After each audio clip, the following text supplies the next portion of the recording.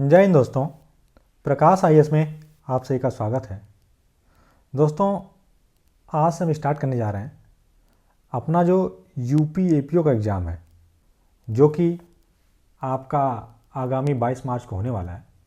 उसके लिए हम पीवाईक्यू की एक सीरीज स्टार्ट करने जा रहे हैं, जिसमें प्रीवियस ईयर में जो भी जीएस और लॉ के जो पेपर आए हैं उनको हम देखेंगे।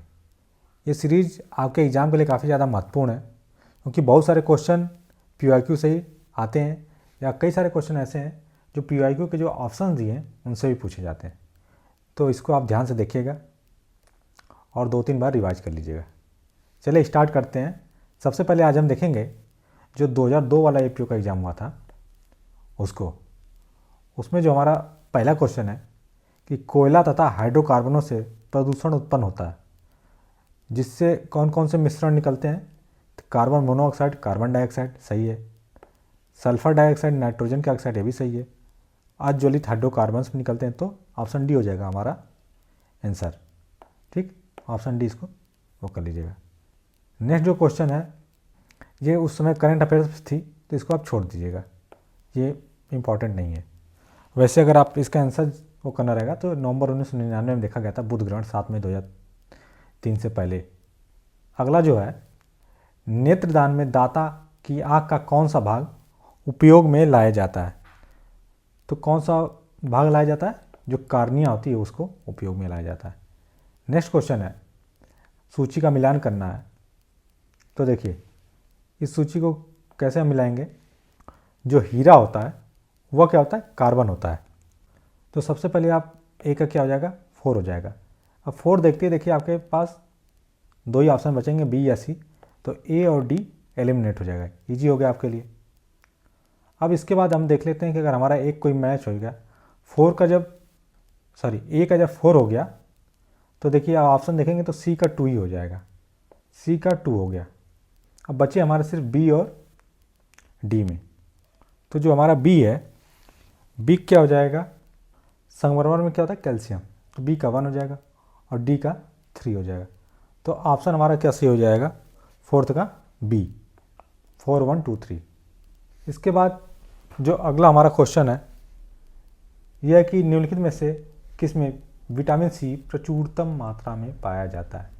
तो सबसे अधिक विटामिन सी किस में पाया जाता है? ये आपको पता है, किसमें? आंवला में। इसके बाद नेक्स्ट क्वेश्चन है, निम्नांकित को उनके कैलोरी मान के बढ़ते हुए क्रम में व्यवस्थित कीजिए। तो सबसे अधिक कैलोरी किस में होती है, इसे बढ़ते हुए क्रम में बताना है। कौन कौन हमारे पास ऑप्शन है? दूध है, मक्खन है, शर्करा है, आइसक्रीम है और अंडे हैं। तो इसका ऑप्शन क्या हो जाएगा? सबसे पहले अंडे, फिर दूध, फिर मक्खन, फिर शर्करा और फिर आइसक्रीम। ऑप्शन डी इसका सही हो जाएगा। नेक्स्ट क्वेश्चन है, कंप्यूटर ग्रिड होता है। कंप्यूटर ग्रिड क्या होता है? एक सॉफ्टवेयर अवसंरचना जिसमें कई अभिकलन प्रतिष्ठा। तो ऑप्शन बी इसका सही हो जाएगा। नेक्स्ट क्वेश्चन है, भाप द्वारा हाथ में जलन गंभीर होती है। अपेक्षाकृत उबलते जल द्वारा, मतलब अगर आप गर्म पानी से जल जाएं और भाप से जल जाएं तो भाप का जो जला है वो ज़्यादा दर्द देता है। तो उसकी वजह से क्या होती है, उसका रीजन क्या होता है? उसका रीजन होता है जो उसमें अंदर जो गुप्त ऊष्मा होती है, वो भाप में जो गुप्त ऊष्मा। नेक्स्ट क्वेश्चन है, तेल जल की सतह पर फैल जाता है। क्यों फैल जाता है?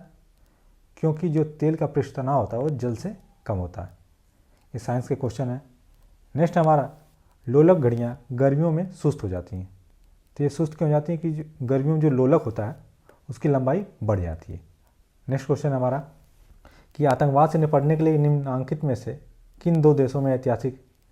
अच्छा, तो ये देखिए करंट अफेयर्स का क्वेश्चन है, तो इसको आप कट कर दीजिए।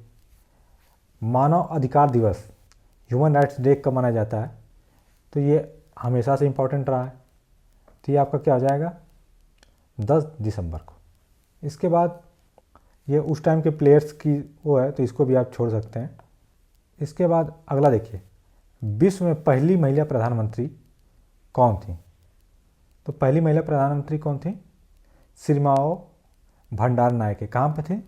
श्रीलंका में, याद रखिएगा। इसके बाद अगला है कि ओलंपिक 2004 वाला, इस क्वेश्चन को हम लोग कट कर देते हैं। इसके बाद नेक्स्ट आ जाते हैं कि सूची 1 को सूची 2 से मिलाना है। ये अलग अलग गाड़ियाँ हैं, उनको मैच करना था। तो इसको तो उस समय आप मैच कर लेते आराम से। टाटा के क्या था, टाटा का इंडिका, महिंद्रा एंड महिंद्रा का स्कॉर्पियो, हुंडई का एसेंट और फोर्ड का आइकॉन। विजडन शताब्दी ऑफ क्रिकेटर किसको दिया गया था, तो ये भी छोड़ दीजिए क्योंकि उस टाइम का था, अब महत्वपूर्ण नहीं है। वैसे कपिल देव को उस समय दिया गया था। नेक्स्ट क्वेश्चन है यासर अराफात के बारे में। ये भी इंपॉर्टेंट नहीं है, उसमें करंट अफेयर्स में था, न्यूज़ में, इसलिए पूछा गया था। तो इजरायली सेना कैद में थे, बाकी इसको कट कर दीजिएगा। अगला जो क्वेश्चन है, लंदन में इंडियन होम रूल सोसाइटी का प्रारंभ किया गया था। ये क्वेश्चन आपका इंपॉर्टेंट क्योंकि ये मॉडर्न इंडिया क्वेश्चन है। तो ये किसके द्वारा स्टार्ट किया गया था लंदन में, ये आपका किया गया था श्याम जी कृष्ण वर्मा। नेक्स्ट क्वेश्चन है निम्नांकित मुगल शहजादियों में से किसने हुमायूं नामा लिखा था, तो हुमायूं नामा लिखा गया था गुलबदन बेगम के द्वारा। नेक्स्ट क्वेश्चन हमारा, अमृतसर की स्थापना का श्रेय दिया जाता है। अमृतसर की स्थापना किसने की थी, ये करी थी गुरु रामदास ने। अगला जो हमारा है 1932 में स्थापित अखिल भारतीय अछूत विरोधी लीग का प्रथम प्रेसिडेंट किसे बनाया गया था, तो कौन बना था, ये बने थे आपके जीडी बिरला साहब। इसके बाद अगला जो हमारा क्वेश्चन है, इसमें सूची का मिलान करना है कि ये अलग अलग जो युद्ध हुए हैं ये कब कब हुए हैं। तो देखिए इसको मैच कर लेते हैं। सबसे पहले पानीपत का तृतीय युद्ध है, तराइन का द्वितीय युद्ध, अकबर की मृत्यु और औरंगजेब की मृत्यु, ये 4 है। इन चारों को हमें मैच करना है। तो देखिए 1192 में क्या हुआ था आपका, जो तराइन का सेकेंड युद्ध हुआ था। तो जो हमारा ए का क्या हो जाएगा, 2 हो जाएगा। इसको मिला लेते हैं, ए का 2 हो गया। फिर हमारा उसके बाद ये पानीपत का तृतीय युद्ध कब हुआ था, तो ये याद होगा 1761 में हुआ था। तो इसको हम इससे मैच कर लेते हैं। अब देखिए कोई ऑप्शन हमें मिल रहा है, देखिए 2 ऑप्शन हमारे एलिमिनेट हुए, कौन कौन से, एक तो एलिमिनेट हो गया आपका ए वाला और एक ऑप्शन एलिमिनेट हो गया सी वाला, बचे बी और डी। इसके बाद अकबर की मृत्यु चाहे औरंगजेब की मृत्यु, इन दोनों में आपको नहीं आता रहे अगर एग्जैक्ट डेट, तो सिंपल सी बात आप ये याद रख लेंगे कि औरंगजेब की मृत्यु तो बाद में हुई थी, अकबर की पहले हुई होगी, ठीक है। तो इसमें दोनों ईयर में से पहला कौन है, अकबर, कि उससे मैच कर दीजिए और सबसे लास्ट वाले को औरंगजेब से ऐड कर दीजिए, ठीक। तो हमारा ऑप्शन कौन सा सही हो जा रहा है, ऑप्शन बी हमारा सही हो जा रहा है।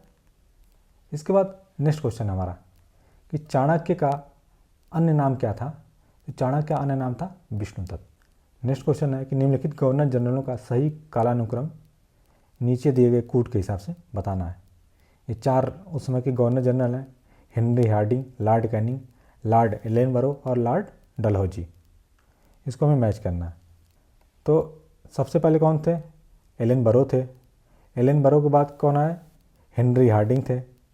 हेनरी हार्डिंग के बाद कौन थे, तो डलहौजी थे और डलहौजी के बाद कैनिंग थे। तो ऑप्शन बी हमारा सही हो जाएगा। इसके बाद नेक्स्ट क्वेश्चन है 1885 में भारतीय राष्ट्रीय कांग्रेस के अध्यक्ष कौन थे, तो उसमें अध्यक्ष कौन थे, WC बनर्जी।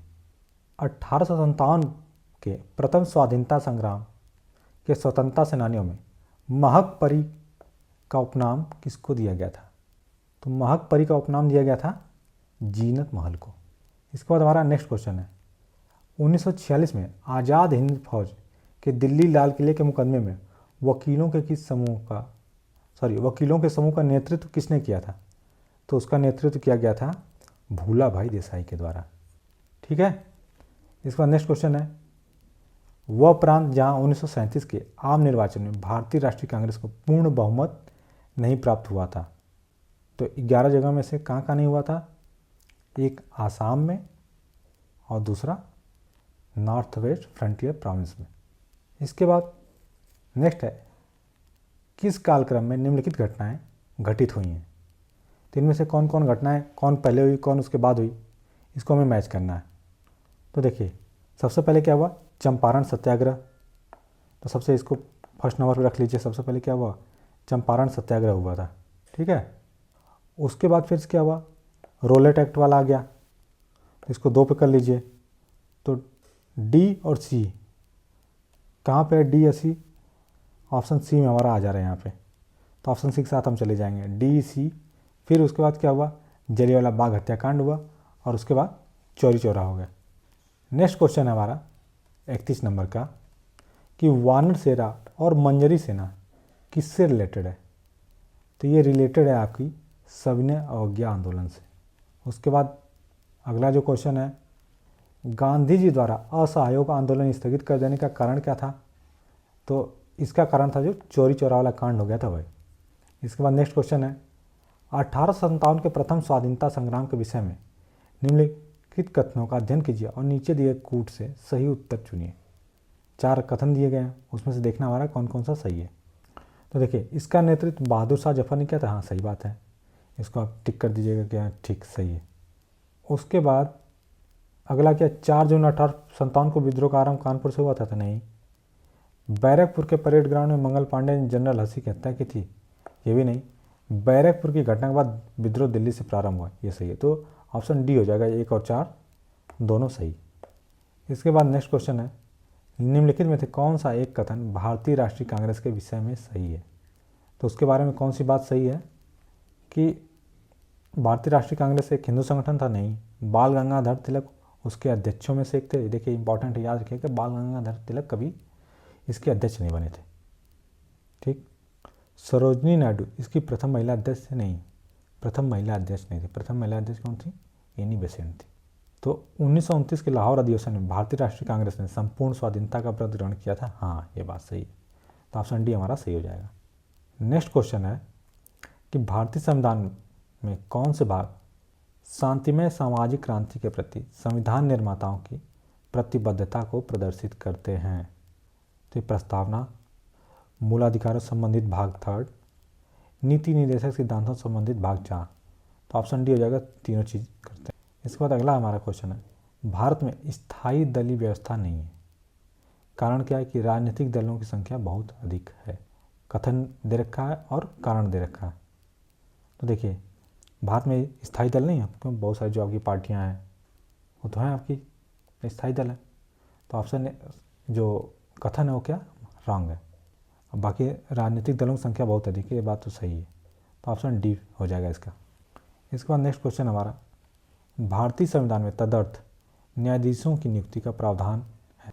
तो कहाँ पे, सर्वोच्च न्यायालय में। इसके बाद नेक्स्ट क्वेश्चन हमारा, निम्नलिखित में से राज्यों के किस युग्म को लोकसभा में समान सीटें प्राप्त हैं। किस किस को समान सीट प्राप्त है। तो ये क्वेश्चन उसमें पूछा गया था, तो उसमें आंध्र प्रदेश और पश्चिम बंगाल को, लेकिन उसके बाद फिर क्या हुआ कि ये आंध्र प्रदेश तो 2 पार्ट में हो गया, एक तेलंगाना में और एक उसमें, तब ये गलत हो जाएगा। इसका नेक्स्ट क्वेश्चन है हमारा कि निम्न में से भारत में कौन सी संस्था दीर्घकालीन औद्योगिक वित्तीय में संलग्नक है। तो ये हमारी कौन सी संस्था है, ICICI, IDBI, IFCE। तो ये तीनों है, उपरोक्त सभी। अगला जो हमारा कथन है उसको देखते हैं, पिछले कुछ वर्षों से भारतीय औद्योगिक क्षेत्र में संविलयन और अधिग्रहण की घटनाएं हो रही हैं। इसका कारण क्या है कि भारत में एकाधिकार एवं प्रतिबंधित व्यापार अधिनियम में पर्याप्त ढील दी गई है। तो दोनों असंसन, मतलब जो कथन है और जो उसका रीजन है, दोनों सही है, लेकिन जो रीजन उसकी व्याख्या नहीं करता। तो ऑप्शन बी हो जाएगा। नेक्स्ट है, कौन सा कर भारत सरकार द्वारा लगाए जाते हैं। तो कौन कौन से कर भारत सरकार द्वारा लगाए जाते हैं, आयात शुल्क लगाया जाता है, व्यक्तिगत आयकर लगाया जाता है। ठीक। इसके बाद नेक्स्ट क्वेश्चन हमारा, भारतीय रिजर्व बैंक से संबंधित निम्नांकित कथनों का अध्ययन कीजिए तथा नीचे दिए गए कूट से सही उत्तर चुनिए। तो ये क्या एक शीर्ष बैंक है, सही है। नेक्स्ट है, यह मुद्रा पूर्ति को नियमित करता है, ये बात भी सही है। यह व्यापारी घरानों को ऋण प्रदान, नहीं, घरानों को अलग से ऋण तो नहीं प्रदान करता। यह नाबार्ड के कार्यों का पर्यवेक्षण करता है, ये भी बात सही है। तो ऑप्शन डी हमारा हो जाएगा। इसके बाद नेक्स्ट है, विश्व में सेब का सबसे बड़ा उत्पादक देश कौन है। तो सबसे अधिक सेब कहाँ होता है, USA में। ये तो उस समय का डाटा था, लेकिन प्रेजेंट में अगर ऑप्शन क्वेश्चन आ जाएगा ये, तो इसमें क्या होना है, चाइना है, याद रखिएगा। इसके बाद नेक्स्ट क्वेश्चन है, भूमध्य सागरीय जलवायु की विशेषता है। तो उसकी विशेषता क्या है कि उष्ण ग्रीष्म ऋतु एवं आर्द्र जाड़े की ऋतु होती। नेक्स्ट है, भारत में निम्नांकित शैल समूह में से कौन सा अत्यधिक धात्विक है। कहाँ पे धातुएँ सबसे अधिक पाई जाती हैं? तो ये पाई जाती हैं आपकी जो धारवाड़ वाले रीजन है उसमें। अगला क्वेश्चन है कि निम्नलिखित सागरों में से किसमें अधिकतम लवणता पाई जाती है? तो ये किसमें सबसे अधिक है? जो डेड सी है, मृत सागर है उसमें। नेक्स्ट क्वेश्चन है हमारा, भारत में निम्नलिखित में से किस राज्य में ईसाई व बौद्ध के बाद हिंदू तृतीय धार्मिक समुदाय के रूप में पाए जाते हैं? तो ये कहाँ पाए जाते हैं सबसे अधिक? मिजोरम में। उसके बाद नेक्स्ट क्वेश्चन हमारा कि संतुलित विकास के लिए आवश्यक क्या है? तो संतुलित विकास के लिए आवश्यक जैविक विविधता का संरक्षण, सही बात। प्रदूषण का निरोध और नियंत्रण, ये भी सही बात। निर्धनता घटाना, तो ऑप्शन डी हो जाएगा उपरोक्त तीनों। अगला क्वेश्चन है 2001 की जनगणना से। तो 2001 की जनगणना से अब क्वेश्चन नहीं पूछा जाएगा। अब आपका 2011 जनगणना रहेगी तो इसको कट कर दीजिए। इसके बाद नेक्स्ट क्वेश्चन है, गंगा नदी की निम्नलिखित सहायक नदियों में से किसका मार्ग उत्तरमुखी है? तो उत्तरमुखी कौन है? जो सोन नदी है, यही है। ठीक है, तो इस तरह से जो हमारा जीएस वाले क्वेश्चन थे 50 क्वेश्चन वह कंप्लीट हो गए। तो हमारा जो 51 नंबर का क्वेश्चन है कि इनमें से कौन एक सह अपराधी होता है? तो कौन एक सह अपराधी होगा? एक वेश्या सह अपराधी की श्रेणी में आएगी। पकाला नारायण स्वामी बनाम सम्राट का वाद किससे संबंधित है? तो ये है मृत्युकालिक कथन से रिलेटेड। इसके बाद नेक्स्ट क्वेश्चन है हमारा, ये जो धाराएं हैं इनको मैच करने के लिए है। तो देखिए अब तो ये नई आ रखी हैं BNS, BSc, BNSS, लेकिन ये जो धाराएं हैं ये आपका हो सकता है कि कंपैरिजन में पूछ ले, इसलिए एक बार इनको देख लेते हैं। तो सबसे पहले जो धारा 159 है ये क्या हो जाएगा आपका? स्मृति ताज़ा करने से रिलेटेड। 154 किससे है? पक्षद्रोही साक्ष्य से। जो धारा 60 है वह आपका मौलिक साक्ष्य, और 141 क्या है? सूचक प्रश्न। तो हमारा ऑप्शन कौन सही हो जाएगा? ऑप्शन बी सही हो जाएगा। इसके बाद नेक्स्ट क्वेश्चन है, वह संस्वीकृति आग्रह है जो क्या है? पुलिस अधिकारी की अभिरक्षा में रहते हुए एक डॉक्टर से की। नेक्स्ट क्वेश्चन, सूचक प्रश्न पूछे जा सकते हैं तो कब? प्रति परीक्षा में पूछे जा सकते हैं। इसके बाद अगला क्वेश्चन है, न्यायिकेतर संस्वीकृति का अर्थ है कि वह संस्वीकृति जो डॉक्टर से की गई। इसके बाद जो हमारा अगला प्रश्न है, निम्नलिखित में से कौन सक्षम साक्षी नहीं है? तो सक्षम साक्षी कौन नहीं होगा? जो जड़ या निर्बुद्ध व्यक्ति है हुआ। इसके बाद अगला हमारा, पक्षद्रोही का अर्थ क्या होता है? तो जो प्रतिकूल साक्षी होता है उसे बोलते हैं पक्षद्रोही साक्षी। इसके बाद अगला प्रश्न है, इसमें कथन और कारण दिए हैं। तो कथन है आपका, सह अपराधी अभियुक्त व्यक्ति के विरुद्ध सक्षम साक्षी होगा, और उसका कारण क्या है? कि सह अपराधी विश्वास के योग्य नहीं है जब तक कि उसके साक्ष्य की तात्विक विशिष्टियों में संपुष्टि नहीं हो जाती। तो ये क्या है कि जो कथन और कारण दोनों सही हैं और उसकी प्रॉपर व्याख्या करें तो ऑप्शन ये सही हो जाएगा। इसके बाद नेक्स्ट क्वेश्चन है कि वह संस्वीकृति ग्राह्य है जो अभियुक्त ने अपनी आत्मा की भलाई की उत्प्रेरणा से आध्यात्मिक सलाहकार से की है। ठीक है, इस बार नेक्स्ट है, कश्मीरा सिंह बनाम मध्य प्रदेश राज्य का वाद किससे संबंधित है? तो यह सह अभियुक्त की संस्वीकृति से रिलेटेड। इसके बाद अगला प्रश्न है, भारतीय साक्ष्य अधिनियम की निम्नलिखित धाराओं में से कौन सी धारा पुरानी धारा के स्थान पर ये IT एक्ट 2000 के द्वारा प्रतिस्थापित की गई है? तो ये क्या हो जाएगा आपका? ये हो जाएगा धारा 22। नेक्स्ट क्वेश्चन है, निम्नलिखित में से कौन सा प्राथमिक साक्ष्य है? तो प्राथमिक साक्ष्य क्या होगा?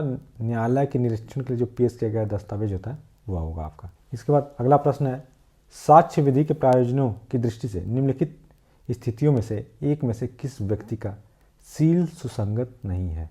तो ये हो जाएगा सिविल मामलों में जो अध्यारोपित आचरण साबित करने के लिए जो सील है वह। इसके बाद अगला प्रश्न है, निम्नलिखित में से कौन एक लोक दस्तावेज नहीं है? तो कौन सा नहीं होगा?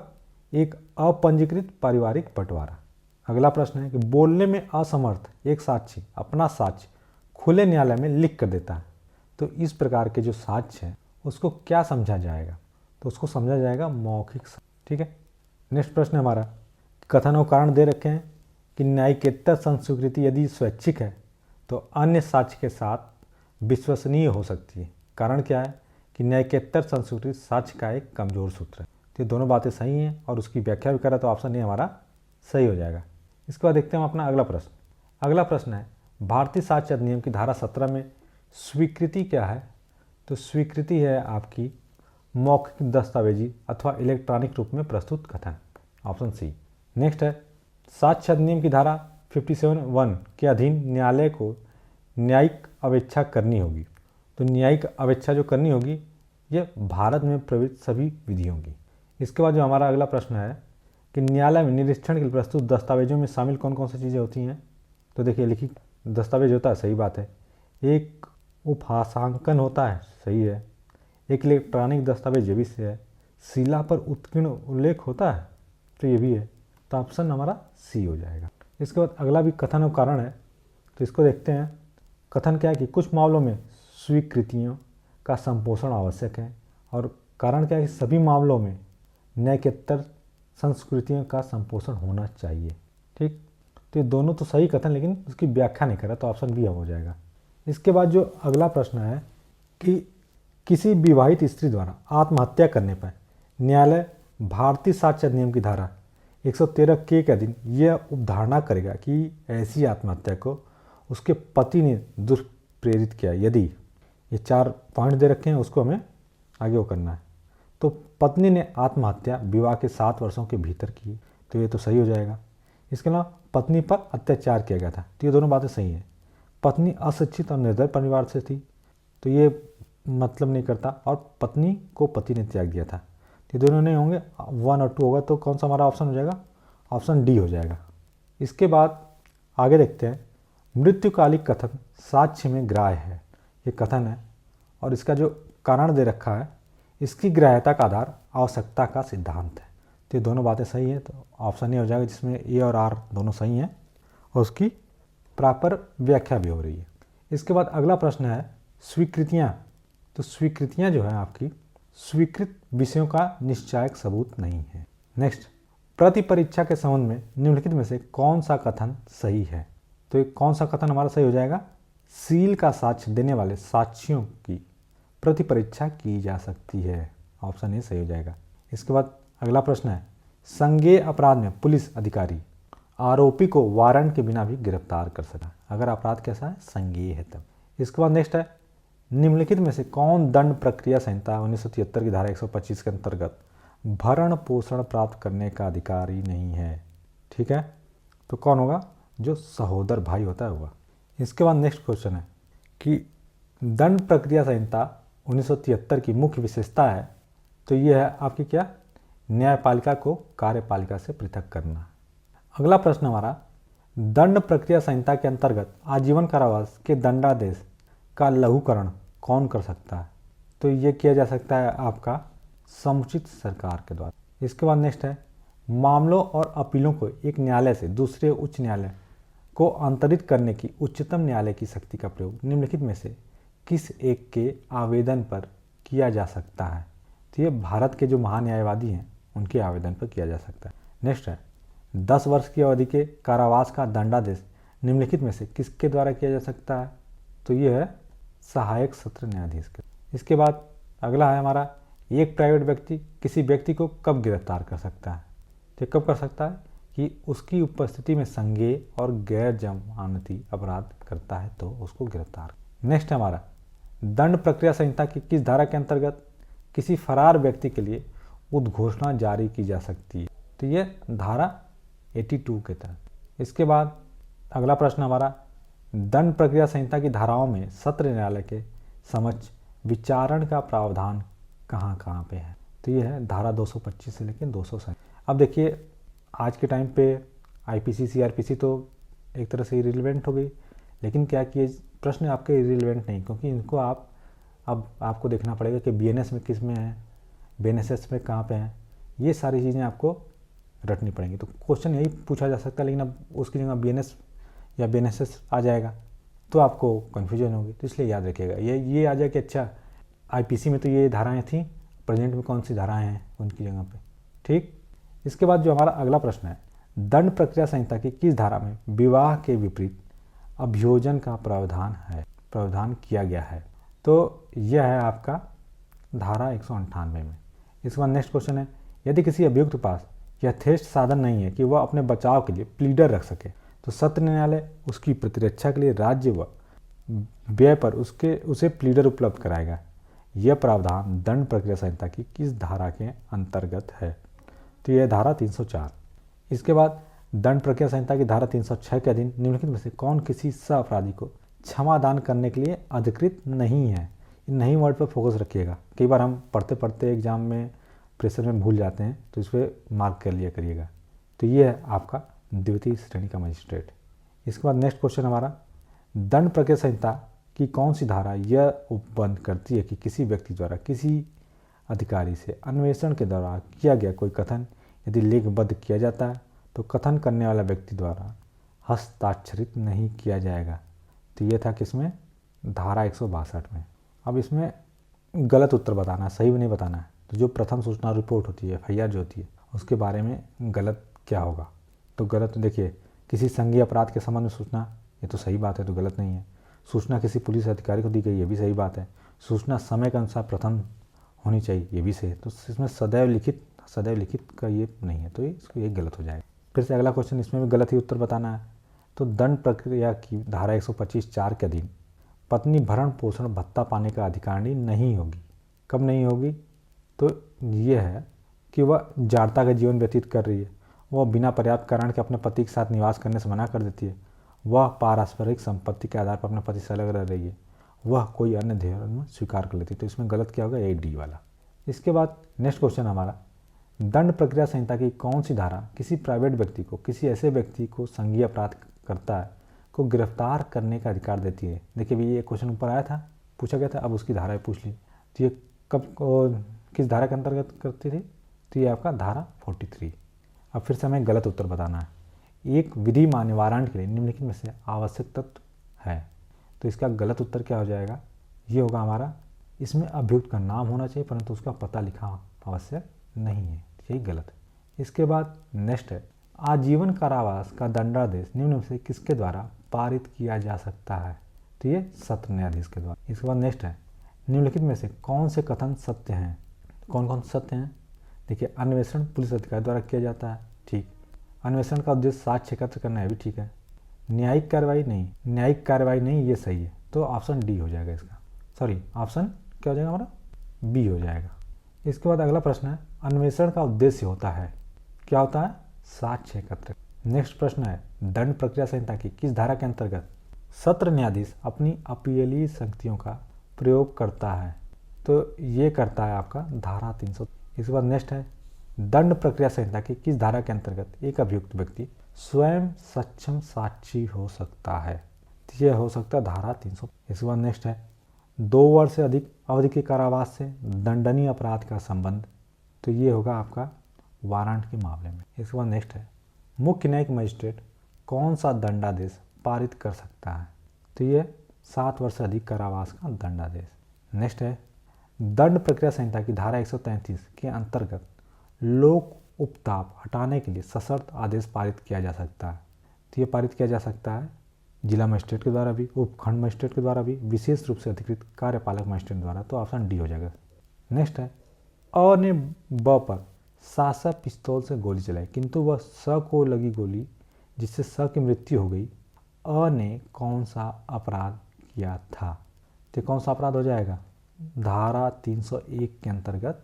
इसके बाद नेक्स्ट है, अ ने अपने इलेक्ट्रॉनिक रिकॉर्ड में मिथ्या प्रविष्टि इस प्रयोजन से करता है कि वह न्यायालय में संपोषक साक्ष्य के रूप में लाई जाए। तो अ ने क्या किया है? अ ने किया है मिथ्या जो साक्ष्य है उसको गढ़ा है। इसके बाद नेक्स्ट क्वेश्चन है, एक कामगार उचित चेतावनी देकर छत से बर्फ फेंकता है जिससे एक राहगीर की मृत्यु हो जाती है। तो जो कामगार है वह क्या है? मृत्यु आकस्मिक थी, इसलिए उसका दोषी नहीं है। नेक्स्ट क्वेश्चन है, भारतीय दंड संहिता की किस धारा में राजद्रोह को परिभाषित किया गया है? तो राजद्रोह किसमें है? ये आपका 124 क में। अगला प्रश्न है हमारा, अ ब की जेब में रुपए चुराने के आशा से हाथ डालती है परंतु जेब खाली है। तो जो अ है वह दोषी होगी किसकी? चोरी के प्रयत्न की। नेक्स्ट क्वेश्चन है, भारतीय दंड संहिता की निम्नलिखित धाराओं में से कौन सी धारा प्रतिनिधिक दायित्व से संबंधित है? तो ये है आपका धारा 154। इसके बाद नेक्स्ट है, कोई बात अपराध नहीं है जो प्राइवेट प्रतिरक्षा के अधिकार के प्रयोग में की जाती है। ये तो कथन है, इसका कारण हम देख लेते हैं। तो इसका जो कारण है वह जहाँ समाज की सहायता प्राप्त नहीं हो सकती वहाँ व्यक्तिगत रूप से अपनी सुरक्षा तो सभी आवश्यक कार्रवाई की जा सकती है। तो कथन कारण दोनों सही हैं और उसकी व्याख्या भी कर रहा है, तो ऑप्शन ए हमारा सही हो जाएगा।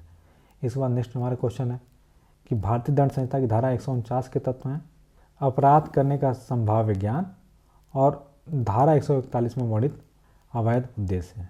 ठीक, तो ऑप्शन हमारा हो जाएगा डी 1 और 3।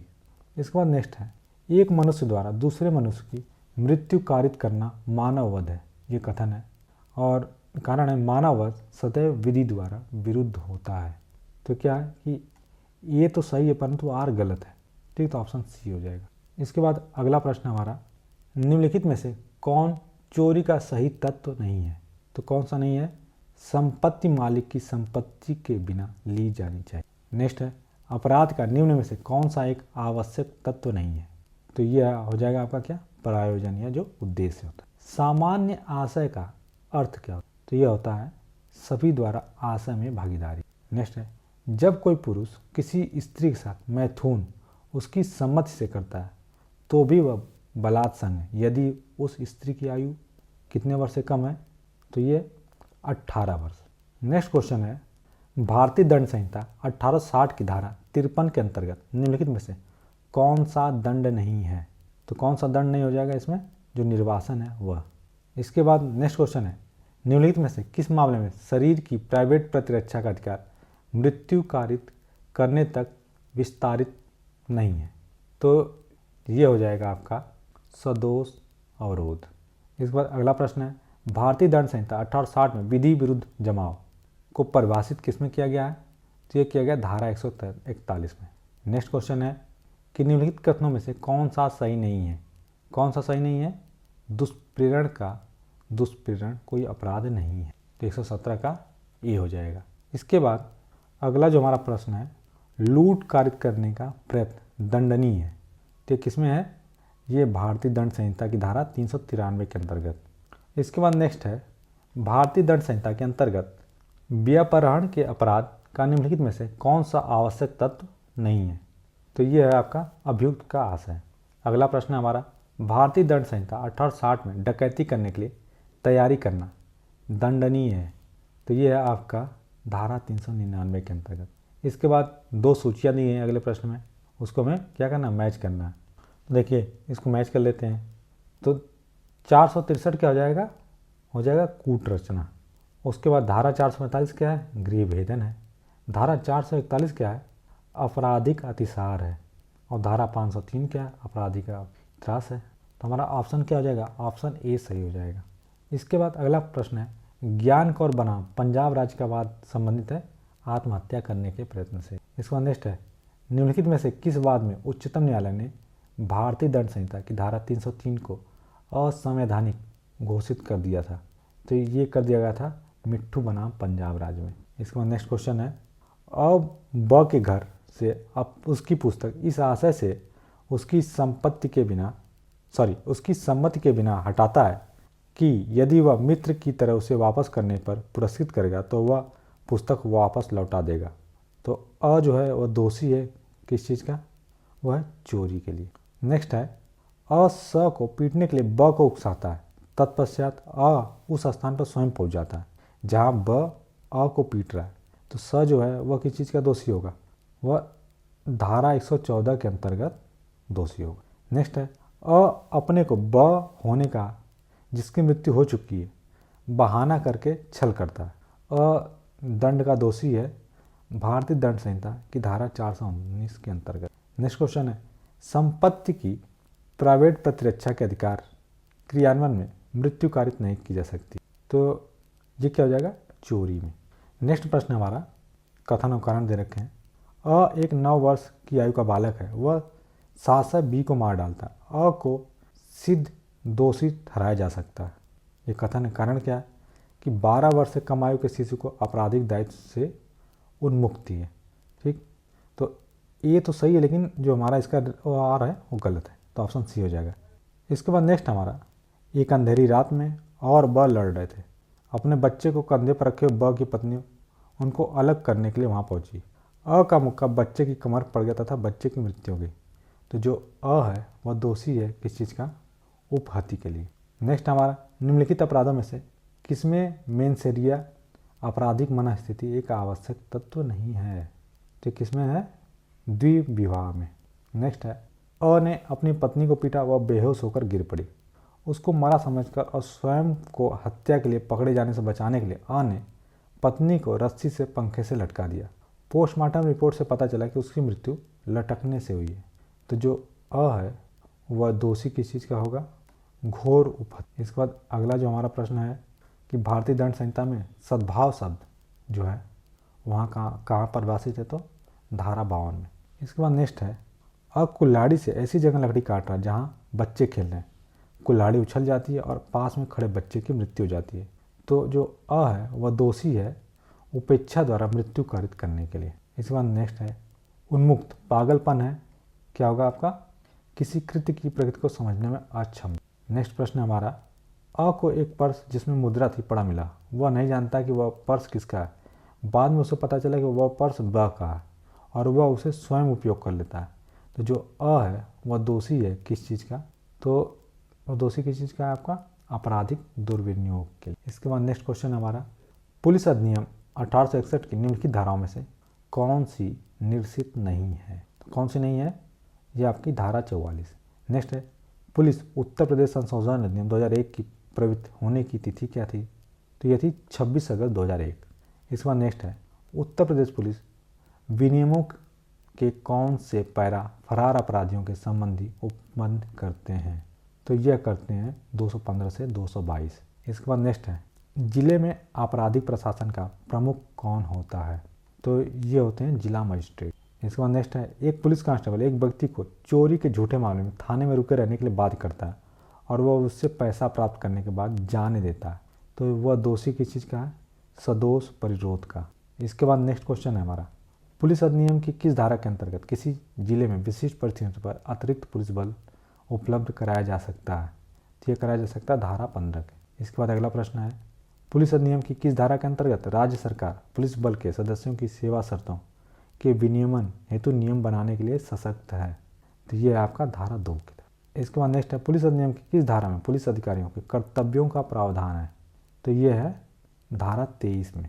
और अगला प्रश्न है हमारा, पुलिस अधिनियम की निम्नलिखित धाराओं में से किस धारा में सामान्य दायरे से संबंधित उपबंधों का प्रावधान है? तो यह है धारा 44 में। नेक्स्ट प्रश्न है हमारा, सार्वजनिक सभाओं और जुलूसों का विनियमन और उनके लिए अनुज्ञप्ति देने का प्रावधान है पुलिस अधिनियम 1861 की धारा 30 के अंतर्गत। इसके बाद नेक्स्ट है, उत्तर प्रदेश पुलिस विनियमों के अंतर्गत ग्राम चौकीदार उत्तरदायी होता है किसके? जिलाधिकारी के प्रति। नेक्स्ट प्रश्न है, त्योहारों के अवसर पर मार्गों में संगीत की ध्वनि कितनी तेज हो इसे नियंत्रित करने की जिला पुलिस अधीक्षक की शक्ति का उपबंध अधिनियम में किस धारा के अंतर्गत किया गया है? धारा 30 का खंड 4। इसके बाद नेक्स्ट है, पुलिस अधिनियम 1861 की धारा 25 के अधीन अदावाकृत लावारिस संपत्ति को भार साधन चार्ज में लगा सकता तो प्रत्येक पुलिस अधिकारी। नेक्स्ट है हमारा, पुलिस अधिनियम 1861 की धारा 7 के अंतर्गत पुलिस महानिरीक्षक की विधायी शक्तियाँ अधीन हैं तो यह भारत के संविधान के अनुच्छेद 311 के। और आखिरी प्रश्न हमारा, पुलिस अधिनियम 1861 के अंतर्गत विशेष पुलिस अधिकारी की नियुक्ति की जा सकती है तो यह पुलिस निरीक्षक के आवेदन पर मजिस्ट्रेट के द्वारा। तो दोस्तों इस प्रकार से हमने देखा जो अपना 2002 वाला पेपर था उसके लॉ वाले सेक्शन को।